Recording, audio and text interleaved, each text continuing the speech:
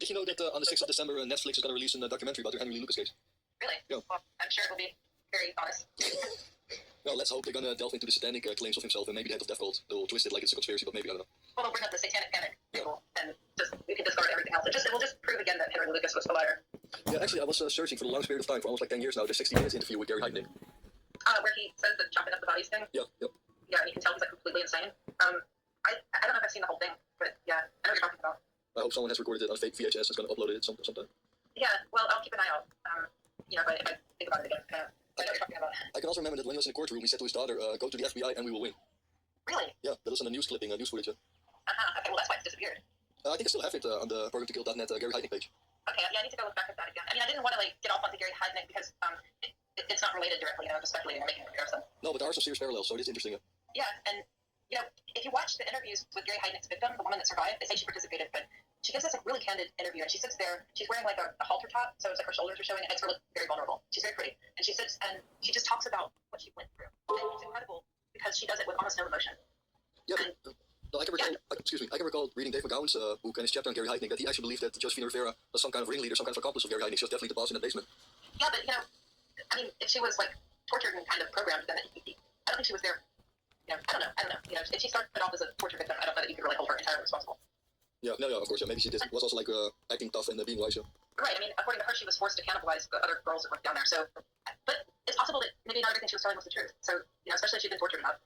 Who knows? Did you know that Gary Heidnik actually also had an accomplice who was never charged with anything, but he did know other bodies being buried somewhere? No. Yeah, actually, I know, because the truth is I've never looked that much into the Heidnik case. Okay. So I'm not surprised. When I was looking into it, of course I didn't see anything like that, but I was just trying to kind of stay on task about it. But I'll definitely go back and look. Is it on your website? Yeah, it is. Yeah, I'll go have a look at that, because that might lead to something else that's interesting. Some other link that I can show, even with Jim Jones.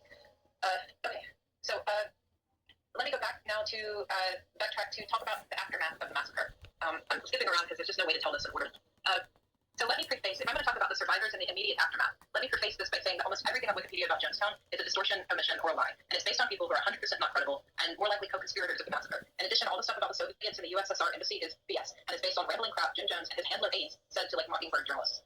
The Soviets had no interest in Jonestown or Jim Jones. It didn't even make sense that the USSR, having outlawed this sort of thing, would be interested in helping a Christian cult in the jungle surrounded by fascist paramilitary camps, training to overthrow their allies. In fact, the Soviets and the Cubans contributed to exposing CIA agents associated with Jonestown.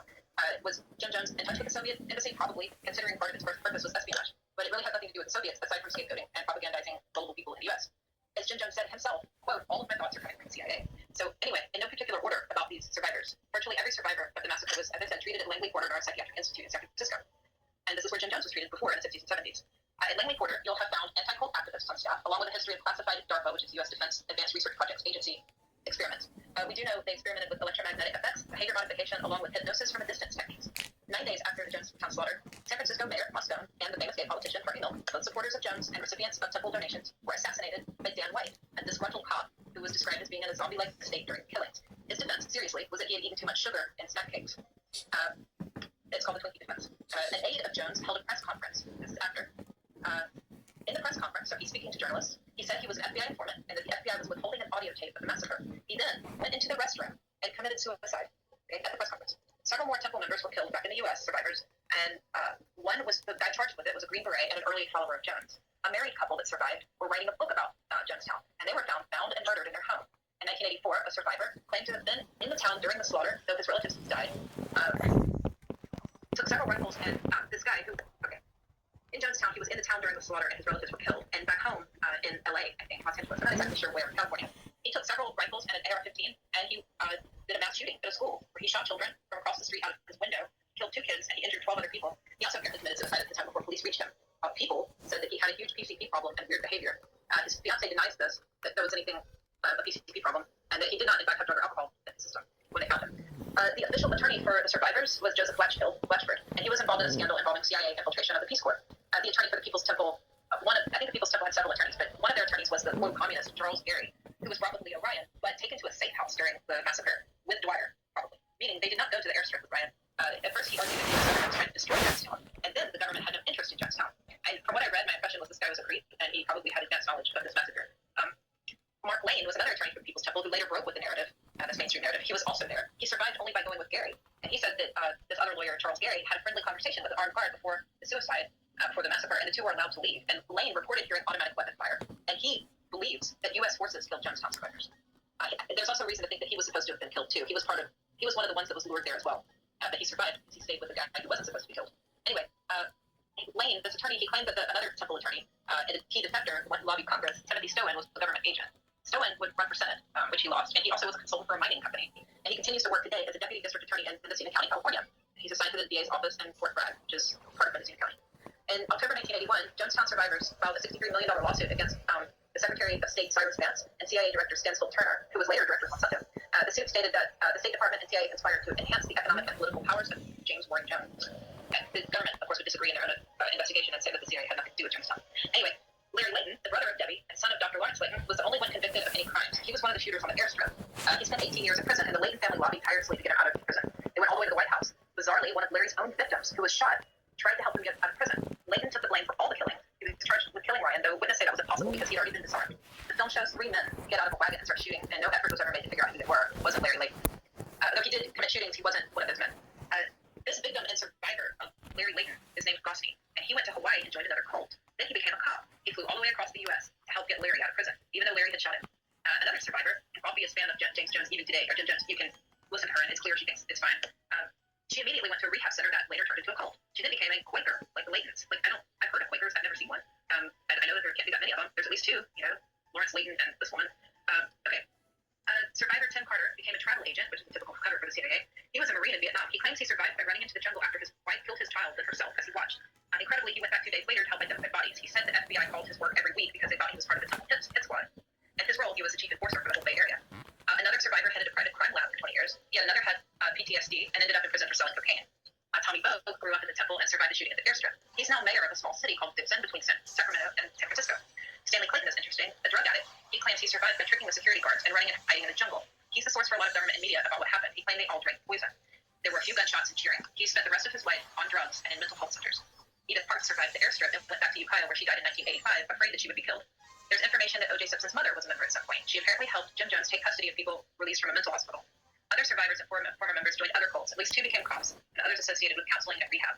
Now, Jim Jones' biological son, Stephen, is one of the key survivors as well.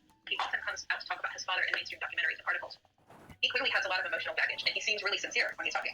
He even has penned a series of deeply personal essays about his relationship with his mother and father, and it's clear that this is something he put a lot of thought and energy and effort into. So he does seem like a very sincere guy, and he's a major source of information about Jim Jones. In my mind, he's not very credible. He says he survived because he and Jim Jones' black adopted son were playing basketball in Georgetown. The other adopted children died, but this could easily be BS. The armed thugs aboard the ship who weren't in Jonestown either and survived. They had a ship called the Cujo. They claimed to have been watching a movie at the time, so apparently all the well-connected key people with shady backgrounds was to Jim Jones just happened to be fooling around hundreds of miles away with Jonestown when everyone was killed in Jonestown. What you will never hear about Stephen Jones, never, was that when he was 19, right after the massacre, he confessed multiple times to murder, slashing the throats of 4 people. He had not been in custody. He just started confessing. He was charged with murder. He was charged, and they were going to arrest him, and they had to do the whole thing. And he said he killed them along with Chuck Blackman, who was a Green Beret from way back in the day with Jim Jones. And who was it that Stephen Jones confessed to killing? But none other than former Manson family member Linda Amos, along with her 3 children, one of whom was an adult child. Stephen confessed to this murder immediately, which would mean that he wasn't at a basketball game, that he was in Jonestown, which also would mean that the other adopted son is lying about the basketball game. But he recanted the next morning, Stephen Jones. He recanted his confession. In fact, it's like the Guyanese authorities really wanted him to recant. They were very reluctant to accept his confession. If you read the articles, you'll see you can sense that. When he recanted his confession the next day, he was immediately released, completely cleared. All was forgiven. It didn't matter anymore. The murders were pinned on Chuck Whiteman, and Whiteman's son claims they were in Georgetown visiting the doctor. Anyway, Chuck Whiteman did 5 years for slashing these women's throats, women and children. The murders, these 4 murders were then twisted and blamed on Linda Sharon Amos in the U.S. press in the retelling for mainstream audiences. It's now said she murdered her children, then cut her own throat, and that's not the official story. It's a confession by Jim Jones' son, and a conviction of his alleged partner Whiteman, and his 5 years in Indiana prison. So they lie about that routinely. Stephen's confession has been completely memory hold, I think, because it contradicts the narrative that they were actually in where they were. Were they in Georgetown or were they in Jonestown? And it was really only by complete luck that I found the original articles from 1978. There's nothing else besides what was written in the New York Times, Washington Post when he was arrested in 1978. So finally, I'm going to talk about the survival of the People's Temple, because Jonestown wasn't the end of the People's Temple. The temple had a ship called the Cujo, and key members of the armed guard were on that ship at the time of the massacre, and that much is true, including CIA mercenary trainer and Jonestown founder and husband of Debbie Layton, George Philip Blakely, whose first call was to Dr. Layton from Panama. The ship went to Trinidad, and then apparently these armed guards set up a new community, also some sort of center on the island of Grenada. Their plan was to start a shipping company to finance their new temple. What's really interesting is that this is likely the origin of the mental hospital in Grenada, which was the only building bombed in 1983 when the U.S. invaded Grenada. Grenada was invaded after the tiny little island elected a socialist, Maurice Bishop, who was then overthrown and executed, and the former leader was reinstalled. The U.S. claimed the hospital was a cover for Cuban spies, but in reality, it was this MK Ultra facility, and was likely an MK Ultra facility because the people actually running it had backgrounds that were associated with U.S. aid. It had nothing to do with Cubans. The bombing would have been to destroy the hospital when the government changed hands so that people wouldn't find out what was going on there. And this was also had to do with the temple. Okay, so anyway, that's kind of the secret history of Jim Jones, the People's Temple in Jonestown. If you strip away all of this information you find about that, all the mainstream stuff, you'll find out that, number one, on its most surface level, Jonestown served as a slave labor camp of some sort, and a hub of drug and weapons trafficking, money laundering was a feature, and it was perhaps a trade-off for the U.S.'s support for the Burnham regime. Number two, Jonestown was an MK Ultra programming center for assassins and slaves, and it was actually an annex attached to joint U.S.-UK special operations training camps in the Guyana jungle, which were aimed at training mercenaries to overthrow leftist governments and suppress populist movements in South America and other countries. Jonestown was an experiment, and specifically designed as a quasi-Marxist evangelical Christian programming experiment and death camp. It was part of a broader network of these strange concentration camps that all had different cultures but similar themes, like Hilltown, which was an experiment in black supremacy and Jewish identity, but was in reality a paramilitary compound. None of these make ideological sense. The contradictions may have been part of the point of the programming. Jonestown was designed as an extension of the Operations COINTELPRO and Chaos to infiltrate and disrupt black organizations. That Jim Jones was programmed by his fascist mentor, Mitrione, and afterwards he had reinvented himself as this hardcore Marxist. And he did lead. The point of him was to lead all of these people to commit revolutionary suicide or mass murder, whatever, got the job done. The indirect but equally intended effect was to demonstrate to American people that, number one, the far left were crazy and to be feared, and especially the black left, and more subtly it conveyed to ordinary Americans that there was no alternative to the imperial capitalist system and wars like Vietnam. And you could consider this a form of mass mind control, programming the whole general public through this messaging. And number five, if you look at the history of its location, along with the behavior of the key defectors, it's highly likely that the massacre of Jonestown residents was always the end goal. Number six, I think Jim Jones was certainly also a victim of MK Ultra programming. It's even reasonable to say that he actually had very little agency of his own, and his aides functioned as his handlers. Everything around him had a life of its own. He reminds me of those big, larger-than-life puppets. Like when you lift up the side, there's actually like a group of people that like work together to animate it. And I mean, I'm not trying to sound like an apologist. Like Jim Jones was an asshole and a gangster, and he associated with really bad people. But there are plenty examples of him being like genuinely caring and sensitive. He was ultimately like a public persona, and there's no telling how much of that persona was crafted by his handlers and the media and fed back to the public. How much of that was real or amplified and bled up, or what was suppressed. Who knows if he would have actually succeeded as a preacher without having everybody clear a path for him? I mean, had he been left to his own devices, perhaps he would have just lived like a normal life. In the end, I think that it's not really true that Jim Jones lost control. I think that when the congressman left, a chain reaction started that was outside of Jim Jones' hands. And he knew that soon those mercenaries would come and kill them all. He knew they had nowhere to run, not to the Soviets, nor to the airstrip, nor to the ship. He knew the ship was gone. The pilot was going to be killed. He said that. His connections to the Soviet embassy were non-existent. He was not lying to those people on the death tape. And almost everything he said starts to take on a whole new meaning and context. His behavior on the journalist footage also fits. They were all going to die that day, including him. And it was his final mission to try and convince them all to commit suicide, because that was the purpose of this experiment. And that was what he was programmed to do.